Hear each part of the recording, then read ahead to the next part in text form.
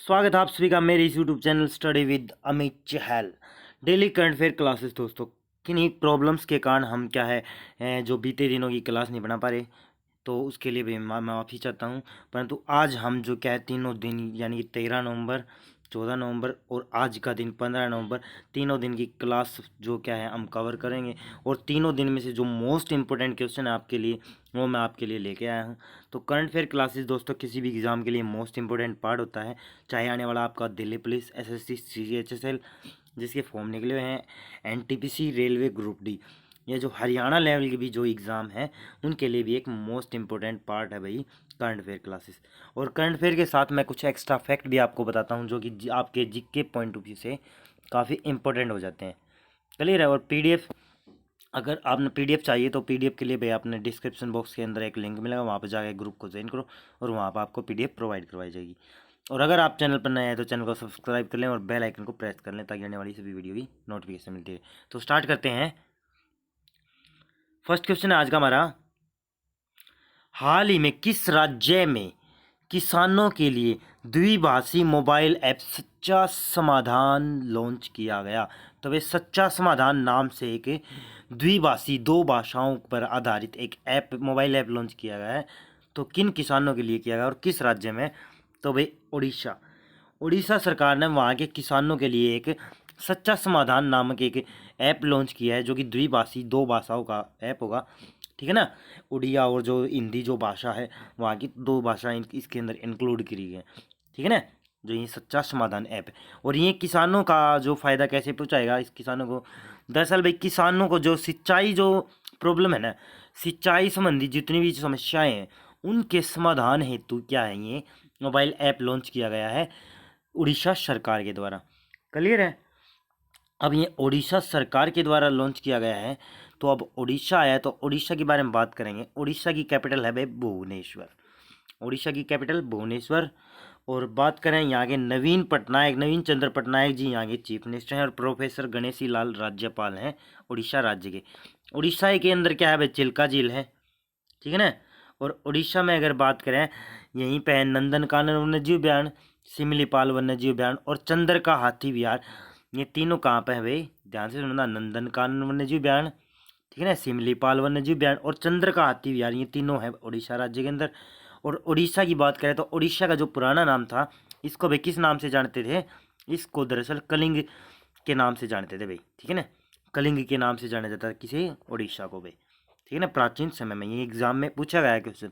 और उड़ीसा में क्या है, चिल्का लेक है भाई, जो भारत की सबसे बड़ी खारे पानी की लेक है। ठीक है ना। सबसे ज़्यादा खारे पानी की लेक है, बड़ी सबसे बड़ी जो झील है खारे पानी की वो कौन सी है? उड़ीसा में चिल्का लेक। उसके बाद बात करेंगे क्वेश्चन हमारा, हाल ही में अमेरिका ने किस देश के साथ 23 बिलियन डॉलर के रक्षा बिक्री समझौते पर हस्ताक्षर किए हैं? तो भाई 23 बिलियन डॉलर का क्या है कि रक्षा बिक्री समझौता है। तो किस देश के बीच में आया? अमेरिका का समझौता आया भाई यूएई, मतलब संयुक्त अरब अमीरात, यूनाइटेड अरब एमिरेट्स। ठीक है ना। अमेरिका ने 23 बिलियन डॉलर का समझौता किया भाई। इसको क्या है, हथियार सप्लाई करा, जो जितने भी आधुनिक जो मिसाइलें हैं, आधुनिक हथियार हैं, वो प्रोवाइड करेगा किसे भाई? संयुक्त अरब अमीरात को। कौन? अमेरिका। अब ये क्यों करेगा, ये क्वेश्चन इंपॉर्टेंट हो जाता है। दरअसल भाई जो अमेरिका और ईरान के बीच में क्या चला है, डिस्प्यूट चला है। और जिसके कारण क्या है, अमेरिका अपनी प्लानिंग के तहत जैसे कि बीते दिनों इसने इजराइल और यूएई का आपस में समझौता करवाया। ठीक है नहीं कितने, और इनको क्या है हेल्प कर रहा है, हथियार वगैरह वगैरह प्रोवाइड करवा रहा है ताकि आने वाले टाइम में क्या है जो क्या है ये ईरान पे क्या है मतलब अपनी पैठ बिठा सकें, क्योंकि ईरान की और जो वो अमेरिका की क्या है आपस में बनती नहीं है। तो उसके कारण जो ईरान के जितने भी दुश्मन देश हैं उनकी सहायता कर रहा है अमेरिका। ठीक है ना। तो संयुक्त अरब अमीरात के साथ 23 बिलियन डॉलर का क्या है रक्षा बिक्री समझौता आया है अमेरिका और यूएई के बीच में। क्लियर है। अब यूएई आया तो यूएई के बारे में बात करेंगे। यूएई की कैपिटल है भाई अबू धाबी। यूएई की करेंसी है यूएई दिरहम। खलीफा बिन जायद अल नहान जी प्रेजेंट टाइम में क्या है, राष्ट्रपति हैं भाई कहाँ के? यूएई के, यूनाइटेड अरब एमिरेट्स के। क्लियर है, याद रखना है। अबू धाबी यहाँ की राजधानी, भाई दुबई यहाँ का सबसे बड़ा शहर है, परंतु राजधानी क्या है, अबू धाबी। क्लियर है। उसके बाद बात करेंगे, हाल ही में किस देश के प्रधानमंत्री खलीफा बिन सलमान अल खलीफा का निधन हो गया है। तो भाई ये किस देश के प्राइम मिनिस्टर थे जो सलमान अल खलीफा जो थे, खलीफा बिन सलमान अल खलीफा, ये दरअसल भाई बहरीन, बहरीन के क्या थे, प्रधानमंत्री थे। ठीक है ना। और इनका हाल ही में क्या हो गया है, निधन हो गया है भाई। अब ध्यान से सुनना भाई, जो ये जो प्रधानमंत्री हैं, ये जो खलीफा बिन सलमान अल खलीफा है, ये दुनिया में सबसे ज़्यादा लंबा, सबसे बड़ा लंबा कार्यकाल रहा है प्रधानमंत्री के पद पे। किनका भाई, ये जो पर्सनैलिटी आपके सामने दिखाई दे रहे, खलीफा बिन सलमान अल खलीफा। दरअसल भाई इन्होंने टोटल 1971 में अपना पद संभाला था प्रधानमंत्री की पोस्ट पे, कहाँ पे, बहरीन के अंदर। और अब ये जो 1920 में इनका देहांत हो गया, अब भी ये क्या आगे थे वहाँ के प्रधानमंत्री। तो आप जान सकते हो करीब कितना टाइम हो गया, लगभग 50 प्लस 51 साल हो गए भाई तकरीबन। ठीक है ना, 51 साल से ये वहाँ के बहरीन के प्राइम मिनिस्टर थे भाई। तो दुनिया में सबसे लंबा कार्यकाल एज ए प्राइम मिनिस्टर किसका है, खलीफा बिन सलमान अल खलीफा का, जिनका हाल ही में निधन हो गया। तो ये बहरीन के प्रधानमंत्री थे। अब बहरीन आया तो बहरीन के बारे में बात करेंगे। बहरीन की कैपिटल है मनामा, यार एशियन कॉन्टिनेंट में पड़ता है भाई। दिनार यहाँ की क्या है, कैप मुद्रा है। ठीक है ना। और प्राइम मिनिस्टर अब कौन बना दिए हैं, इन्हीं के बेटे बना दिए हैं, सलमान बिन अहमद अल खलीफा, सलमान बिन अहमद अल खलीफा, इनको वहाँ का अब प्रधानमंत्री बना दिया गया भाई। ठीक है ना, क्लियर है। तो बहरीन के सबसे मतलब जो दुनिया के सबसे क्या है, बड़े मतलब बड़े समय तो लंबे समय तक प्रधानमंत्री रहे थे ये। ठीक है, जिनका हाल ही में निधन हो गया। तो ये पॉइंट आपने याद रखना, मोस्ट इंपॉर्टेंट हो जाता भाई ये। तो बहरीन था भाई। उसके बाद बात करेंगे, हाल ही में माझी भीत नामक पुस्तक का विमोचन किसने किया है। तो मैं माझी भीत यानी कि मेरी दीवार तो नामक पुस्तक जो है उसका विमोचन किया है, किसने किया भाई, वो किया है भगत सिंह कोश्यारी जी ने। दरअसल भाई राजेंद्र दर्डा जी ने तो इस पुस्तक को लिखा है माझी भीत को, परंतु विमोचन किसने किया है, भगत सिंह कोश्यारी जी ने किया है भाई इसका। ठीक है ना, एक फेमस जो राइटर हैं भगत सिंह कोश्यारी जी, आपने सुना होगा इनका नाम। क्लियर है ना, भगत सिंह कोश्यारी जी। ये देखो भाई विमोचन किया है इन्होंने। राजेंद्र दर्डा क्या है, लेखक हैं। और भगत सिंह कोश्यारी आपने पता है कौन है, ये है भाई महाराष्ट्र के राज्यपाल हैं करंट टाइम में। महाराष्ट्र के क्या हैं, भगत सिंह कोश्यारी जी राज्यपाल हैं महाराष्ट्र के। और गोवा का भी इनको कार्यकाल मिला है, मतलब वो मिला है यहाँ का एक्स्ट्रा चार्ज। क्लियर है, एज ए गवर्नर की पोस्ट पे। तो भगत सिंह कोश्यारी जी ने इसका विमोचन किया और राजेंद्र दर्डा जी ने लिखा है माझी भीत नामक पुस्तक को। क्लियर है। उसके बाद बात करें, हाल ही में कहाँ पर दूसरे विश्व स्वास्थ्य एक्सपो का उद्घाटन किया गया।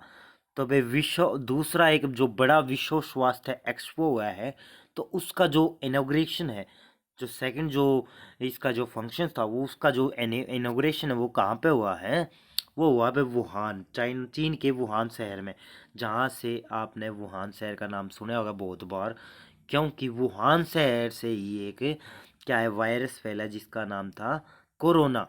क्या नाम था, कोरोना वायरस। ठीक है ना। और कोरोना वायरस का ही नाम बदल के बाद में कोविड-19 रख दिया था। कोविड-19 का मतलब क्या होता है, corona virus disease. Corona CO से कोरोना, VI से वायरस, D से डिजीज, कोरोना वायरस डिजीज। और 19 से क्या बनता है, 2019 में ये बीमारी आई थी। तो वुहान शहर चाइना से आई थी। तो वुहान शहर में ही क्या है, सेकंड जो क्या है विश्व स्वास्थ्य का जो एक्सपो है उसका उद्घाटन हुआ है, जो सम्मेलन हुआ है। तो वो उसका उद्घाटन कहाँ पे हुआ है, वुहान शहर में, ताकि यहाँ पे आने वाले टाइम में काफ़ी अच्छी जो स्वास्थ्य सुविधाएं प्रोवाइड करवाई जा सकें। ठीक है ना, क्योंकि यहाँ पे एक बहुत बड़ी एक रिसर्च प्रणाली भी है।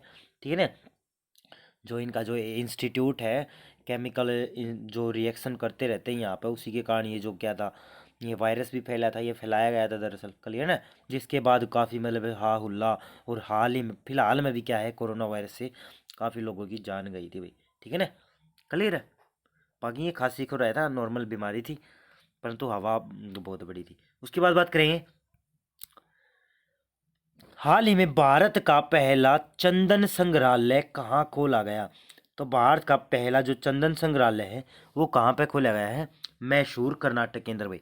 दरअसल भाई जो चंदन की लकड़ी है, ठीक है ना, चंदन की लकड़ी है या उसका जो पेड़ पौधे हैं, ठीक है ना, जिनसे वो लकड़ी मिलती है, तो उसकी जो क्या है, उसका संग्रहालय खोला गया है। तो यहाँ पे ये जो चंदन संग्रहालय है, यहाँ पे तरह तरह की जो पेड़ पौधे हैं उनकी देख रेख हेतु, ठीक है ना, एक तरह की बड़े लेवल पे क्या है कि भारत का पहला चंदन संग्रहालय, ठीक है ना, इन लकड़ियों पर काम करेगा ताकि जिन, ठीक है ना, जिनका जो यूज़ होता है उस हिसाब से। तो मैसूर में खुला है। मैसूर कहाँ पे है? कर्नाटक के अंदर। क्लियर है। अब कर्नाटक आया तो कर्नाटक के बारे में बात करेंगे। कर्नाटक की कैपिटल है बेंगलुरु, जिसे इलेक्ट्रॉनिक सिटी और सिलिकॉन सिटी बोलते हैं बेंगलुरु को भाई, ठीक है ना। और बीएस येदियुरप्पा जी चीफ मिनिस्टर हैं कर्नाटक राज्य की, और वजुभाई बालाजी यहाँ के राज्यपाल हैं। और राज्यपालों की नियुक्ति कौन करता है? देश का राष्ट्रपति। और शपथ कौन दिलाता है? उस राज्य का चीफ मिनिस्टर यानी कि मुख्यमंत्री भाई। क्लियर है। याद रखना भाई, ये पॉइंट आया है हरियाणा के कलर के एग्जाम में पूछा गया है कि भाई राज्यपाल को शपथ कौन दिलाता है? उस राज्य का मुख्यमंत्री भाई। नियुक्ति कौन करेगा? राष्ट्रपति। उसके बाद बात करेंगे, हाल ही में किस राज्य ने प्रोजेक्ट एयर केयर का अनावरण किया? तो भाई प्रोजेक्ट एयर केयर का अनावरण किया है, लॉन्च किया है, किसने लॉन्च किया है? दरअसल भाई हरियाणा राज्य ने भाई। हरियाणा राज्य ने एक project air care, air care से ही आप समझ पा रहे होगे कि भाई जो हवा है उसको कैसे उसकी केयर रखी जा सके, उसे कैसे क्लीन रखा जा सके, क्योंकि आने वाले टाइम में जैसे कि ये जो जितनी भी फैक्ट्रियाँ उनसे निकलता धुआं, और जैसे कि ये दिवाली जो गई है तो उससे भी फैलता हुआ धुआं, और जो कुछ किसान जो क्या है वो अपनी फसल जला देते हैं, देखो सभी तो जलाते नहीं, परंतु किसानों का इतना मतलब वो क्या है, मतलब किसानों की जो फसल है वो इतना इफेक्ट भी नहीं डालती इन्वायरमेंट पे जितना इफेक्ट डालते हैं ये जो फैक्ट्रियों का जो वो जो अवशेष अवशेष जो पदार्थ हैं, जो वो धुआं उससे निकलता धुआं जो है वो ज़्यादा इफेक्ट डालता है, ठीक है ना। परंतु किसान तो वैसे ही बदनाम है भाई। क्लियर ना। जबकि अपने पूरे भारत का क्या है, 60% आबादी आज भी खेती पर आधारित है, और ये 60% रखना जरूरी है क्योंकि खेती पे आधारित हमारा देश चल रहा है, ठीक है ना। तो हरियाणा राज्य में क्या है, प्रोजेक्ट एयर केयर स्टार्ट किया गया है। अब हरियाणा है तो हरियाणा के बारे में बात करेंगे। 1 नवंबर 1966 को भाई पंजाब से अलग हो गए, राज्य बना हरियाणा, जिसके करंट टाइम में अगर बात करें, मनोहर लाल खट्टर जी यहाँ के करंट टाइम में चीफ मिनिस्टर हैं, और सत्यदेव नारायण आर्य जी यहाँ के राज्यपाल हैं करंट टाइम में हरियाणा राज्य की, जिसकी कैपिटल क्या है भाई? चंडीगढ़। हरियाणा पंजाब दोनों की कैपिटल क्या है? चंडीगढ़। और हाईकोर्ट भी कौन सा है? चंडीगढ़। क्लियर ना। उसके बाद बात करेंगे, हाल ही में किसने अपनी पुस्तक आई एम नो मसीहा को लॉन्च करने की घोषणा की है? तो ऑटोबायोग्राफी, खुद के द्वारा जो लिखित एक किताब है आई एम नो मसीहा नामक पुस्तक, तो उसको लॉन्च करने की घोषणा, ये अभी लॉन्च नहीं है, लॉन्च करेंगे।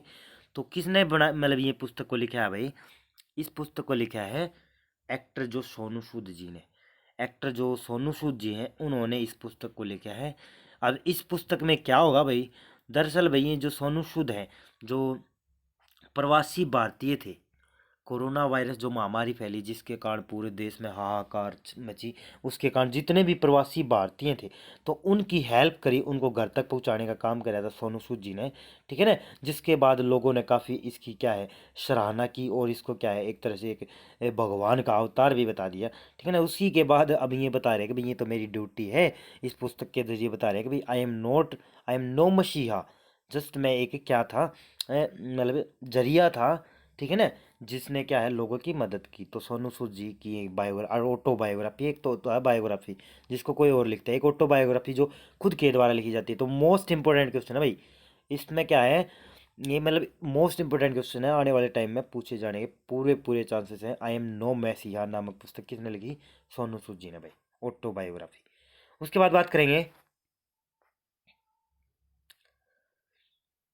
हाल ही में वित्त मंत्री निर्मला सीतारमन ने किसानों के लिए कितने रुपए की उर्वरक सब्सिडी की घोषणा की है? तो भाई जो निर्मला सीतारमन जी हैं, जो कि हमारी जो फाइनेंस मिनिस्टर हैं, वित्त मंत्री हैं, तो उन्होंने जो किसानों के लिए एक क्या है उर्वरकों पर सब्सिडी, जो उर्वरक जो खाद होती है उन पे क्या है सब्सिडी देने के लिए एक अनाउंसमेंट की है, ठीक है ना। तो कितनी सब्सिडी भाई ये देंगी भाई? 65,000 करोड़ की अनाउंसमेंट हुई है। अगर 65,000 करोड़ की क्या है सब्सिडी देने की घोषणा की है किसने, ये जो किसानों के लिए, किस सरकार ने भाई, ये जो वित्त मंत्री हैं निर्मला सीतारमण जी ने कर लिया ना, सब्सिडी देंगी अब किन पे, उर्वरक जो खाद होती है उनको, अगर खाद उर्वरक खरीदते हैं किसान, ठीक है ना, मोस्ट इंपोर्टेंट क्वेश्चन है, तो उस पर करीब 65,000 करोड़ इन्वेस्ट किए हैं, अगर किसानों को सब्सिडी दी जानी चाहिए, ठीक है ना। तो किसानों के लिए एक अच्छा जो पहल है। परंतु भाई देखो, सब्सिडी जहाँ पर सब्सिडी दे रहे हैं वहीं पर ये रेट बढ़ा देते हैं, ठीक है ना। तो ये बहकाने का काम करते हैं, ये कुछ नहीं करते, मतलब जो प्रेजेंट टाइम में अगर जो सरकारें हैं, ठीक है ना, ये किसी का भी भला नहीं कर रहे, क्लियर ना, ये बहका देते हैं कि भाई देखो 65,000 करोड़ का इन्वेस्ट तो कर दिया इन्होंने, परंतु धरातल पे कुछ नहीं है। अब उर्वरक जो ये खाद है उसकी एक साइड से वैल्यू वो बढ़ा देंगे, प्राइस बढ़ा देंगे, और साथ में सब्सिडी दे देंगे, और वो सिस्टम वहीं पर आगे खड़ा हो जाएगा, ठीक है ना। यानी महंगाई बढ़ाने का ये तरीका है इनका एक तरह से। तो 65,000 करोड़ रुपये का याद रखना भाई आपने बाकी। उसके बाद बात करेंगे, हाल ही में मूडीज ने वित्त वर्ष 2020 के लिए भारत की जीडीपी, भाई, एक मिनट रुकिए, हाँ, तो भाई हाल ही में मूडीज ने वित्त वर्ष 2020 के लिए भारत की जीडीपी ग्रोथ रेट कितने प्रतिशत रहने का अनुमान लगाया। तो भाई क्वेश्चन ठीक हो जाएगा, कोई नहीं, बाद में कर लेंगे। तो भाई जो कितने प्रतिशत जीडीपी रहने का अनुमान लगाया है, ये लगाया है मूडीज जो रेटिंग एजेंसी है अमेरिका की, तो उसने अनुमान लगाया है -8.9% भारत की जीडीपी ग्रोथ रहेगी भाई। अब ये जीडीपी क्या होता है, ग्रोस डोमेस्टिक प्रोडक्ट। एक साल के अंदर, एक वित्तीय वर्ष के अंदर किसी भी देश ने अपने जो जितने भी जो संसाधन है वहाँ पर उनसे कितना कुछ मतलब उन्होंने प्रोग्रेस की, तो उसका हिसाब बताती है जीडीपी। और कितनी मतलब किस रेट से, किस दर से बढ़ी या घटी, तो उसको बोलते हैं ग्रोथ रेट। तो ग्रोथ रेट का अनुमान लगाया है मूडीज रेटिंग एजेंसी ने -8.9%, ठीक है ना, भारत की जीडीपी का, ग्रोस डोमेस्टिक प्रोडक्ट, क्लियर है, ये आपने याद रखना है। उसके बाद बात करेंगे, हाल ही में किस राज्य में मिशन रोजगार नामक अभियान शुरू किया गया है। तो मिशन रोजगार नामक एक अभियान स्टार्ट किया, तो किस राज्य में भाई, ये स्टार्ट किया उत्तर प्रदेश में भाई। उत्तर प्रदेश राज्य में जल्द ही क्या है कि मिशन रोजगार के तहत लगभग 50 लाख युवाओं को क्या है रोजगार देने की स्कीम है। उसमें सरकारी प्राइवेट सब कुछ आ गया भाई, ठीक है ना। तो उत्तर प्रदेश राज्य के अंदर 50 लाख युवाओं को रोजगार देने की ये स्कीम है, ठीक है ना, जिसका नाम क्या है, मिशन रोजगार, जो कि उत्तर प्रदेश की स्कीम है भाई। अब उत्तर प्रदेश आया तो उत्तर प्रदेश की कैपिटल है भाई लखनऊ, जिसे नवाबों का शहर बोलते हैं, ठीक है ना, जो कि गोमती नदी के किनारे बसा है, ठीक है ना। और भाई उत्तर प्रदेश की बात करें तो चीफ मिनिस्टर हैं यहाँ के योगी आदित्यनाथ, और भाई ये बेबी रानी मौर्य जो यहाँ की आनंदीबेन पटेल जी यहाँ की राज्यपाल हैं उत्तर प्रदेश राज्य की, क्लियर है, आनंदीबेन पटेल जो मध्य प्रदेश की भी गवर्नर है और उत्तर प्रदेश की भी, एक्स्ट्रा चार्ज मिला है उन्हें मध्य प्रदेश राज्य का भी। उसके बाद बात करेंगे, हाल ही में कहाँ पर QRSAM मिसाइल का सफलतम परीक्षण किया गया। तो भाई QRSAM एक मिसाइल है, उसका सफलतम परीक्षण किया है, तो कहाँ पे किया है, वो किया भाई चांदीपुर उड़ीसा के अंदर। चांदीपुर उड़ीसा के अंदर DRDO ने, defence research and development organisation है, QRSAM नामक एक क्या है मिसाइल का सफलतम परीक्षण किया। अब ये QRSAM क्या होता है भाई, इसकी फुल फॉर्म जान लो, quick reaction surface to air missile. Quick reaction surface to air missile, इसका मतलब क्या होता है भाई, जब भी कोई मतलब दूसरा देश मतलब किसी भी देश पे अटैक करता है, जैसे मान लो भारत पे ही अटैक करता है, तो उसको कैसे मतलब जो क्विक रिएक्शन देना है, और रिएक्शन देते हुए सरफेस टू एयर, सरफेस से चलकर एयर हवा में ही उस मिसाइल को डिस्ट्रॉय कर देना है, जो मिसाइल भारत की तरफ या किसी भी देश की तरफ बढ़ रही है। तो इसका ये मेन मोटो होता है। तो ऐसी ये मिसाइल है जो कि हवा में उस मिसाइल को ख़त्म कर देगी, ठीक है ना। तो इसका सफलतम परीक्षण किया गया चांदीपुर उड़ीसा के अंदर, क्लियर है। उड़ीसा के बारे में हम ऊपर बात कर चुके हैं भाई, तो आगे बढ़ेंगे। अच्छा, DRDO के बारे में बात करो, defence research and development organisation, 1 जनवरी 1958 के अंदर स्थापना हुई। नई दिल्ली में हेडक्वार्टर है। जी सतीश रेड्डी जी करंट टाइम में हेड है भाई DRDO। DRDO का काम क्या होता है भारत में? हथियार बनाना, मिसाइलें बनाना, ठीक है ना, क्लियर है। जबकि अंतरिक्ष का काम किसका होता है? इसरो का। हाल ही में इम्पेक्स द्वारा जारी प्रवासी नीति सूचकांक में शीर्ष पर कौन सा राज्य रहा है? तो भाई इम्पेक्स एक संस्था है, उन्होंने क्या है, एक प्रवासी नीति सूचकांक जारी किया है, तो उसमें टॉप पे कौन सा राज्य रहा है? वो रहा है केरल। दरअसल भाई एक बात है भाई, जब ये लॉकडाउन हुआ कोरोना वायरस के चलते, तो उस टाइम पे काफ़ी जो प्रवासी जो मजदूर थे वो फंस गए भाई विभिन्न राज्यों में, ठीक है ना। तो जिन राज्यों में जो प्रवासी मजदूर थे, तो उस राज्य ने उन प्रवासी मजदूरों के लिए कितनी क्या कुछ फैसिलिटी दी, तो उसके आधार पर ये एक लिस्ट जारी की है। तो सबसे बेहतर जो राज्य बना है वो कौन सा बना है? केरल, जो कि फर्स्ट पे शीर्ष पे, सेकंड पे गोवा, थर्ड पे राजस्थान और फोर्थ पे आंध्र प्रदेश राज्य है भाई, क्लियर ना। तो ये सभी पॉइंट आपने याद रखने हैं। तो इम्पैक्स के द्वारा ये जारी सूचकांक था, जिसमें शीर्ष पे कौन सा राज्य रहा है? केरल, क्लियर है। पिन पिनराई विजयन जी करंट टाइम में चीफ मिनिस्टर हैं, और आरिफ मोहम्मद खान जी राज्यपाल है केरल राज्य के, जिसका सबसे ज़्यादा तो लिंग अनुपात है और सबसे ज़्यादा साक्षरता दर भी कहाँ पे है? केरल में। और केरल में ये बात करें तो केरल की बात करें तो केरल में क्या है, पेरियार वन्यजीव उद्यान और पेरियार नदी भी कहाँ पे बहती है? केरल में। और केरल में है शांत घाटी, ठीक है ना, शांत घाटी तो केरल में, फुलोई घाटी उत्तराखंड के अंदर। उसके बाद बात करेंगे हाल ही में राष्ट्रीय बाल दिवस कब मनाया गया? तो भाई राष्ट्रीय बाल दिवस कब मनाया गया? 14 नवंबर को भाई, हर साल 14 नवंबर को मनाया जाता है राष्ट्रीय बाल दिवस, यानी नेशनल चिल्ड्रंस डे। अब ये क्यों मनाया जाता है? दरअसल भाई 14 नवंबर को ही क्या है, हमारे जो फर्स्ट प्राइम मिनिस्टर थे, जिनका सबसे लंबा कार्यकाल भी रहा है, जिनका नाम है पंडित जवाहरलाल नेहरू, जिसे चाचा नेहरू के नाम से भी जानते हैं, ठीक है ना। तो उन्हीं की जयंती के उपलक्ष्य में हर साल क्या है, 14 नवंबर को राष्ट्रीय बाल दिवस के रूप में मनाया जाता है भाई, क्लियर है, याद रखना भाई। उसके बाद बात करेंगे हाल ही में किस राज्य में दुनिया का सबसे बड़ा खिलौना संग्रहालय बनाया जाएगा? तो भाई खिलौना संग्रहालय बनाया जाएगा जो कि दुनिया का सबसे बड़ा होगा, जो कि भारत में बनाया जाएगा। तो वो कहाँ पे भाई? वो बनाया जाएगा गुजरात राज्य के अंदर। गुजरात राज्य के अंदर दुनिया का सबसे बड़ा खिलौनों का, जो ये खिलौने होते हैं ना जो बच्चों के लिए जो टॉयज होते हैं, तो उनके लिए एक बहुत बड़ा संग्रहालय बनाया जाएगा गुजरात राज्य के अंदर, ठीक है ना। अब गुजरात आया तो गुजरात के बारे में बात करें तो गुजरात की कैपिटल है भाई गांधीनगर, और गुजरात के जो CM है वो है विजय रूपाणी जी, क्लियर है। और गुजरात में गिर गिर राष्ट्रीय उद्यान भी है भाई गुजरात के अंदर, ठीक है ना। और गुजरात क्या है, भारत का सबसे लंबी तटीय सीमा वाला, यानी समुद्र से ज़्यादा, समुद्र के साथ सबसे जो लंबी तटीय सीमा किस राज्य की लगती है? गुजरात राज्य की, क्लियर ना, याद रखना भाई। उसके बाद बात करेंगे भाई, क्वेश्चन है आज का आपके लिए, जो बाइडेन अमेरिका के किस नंबर के राष्ट्रपति बने थे?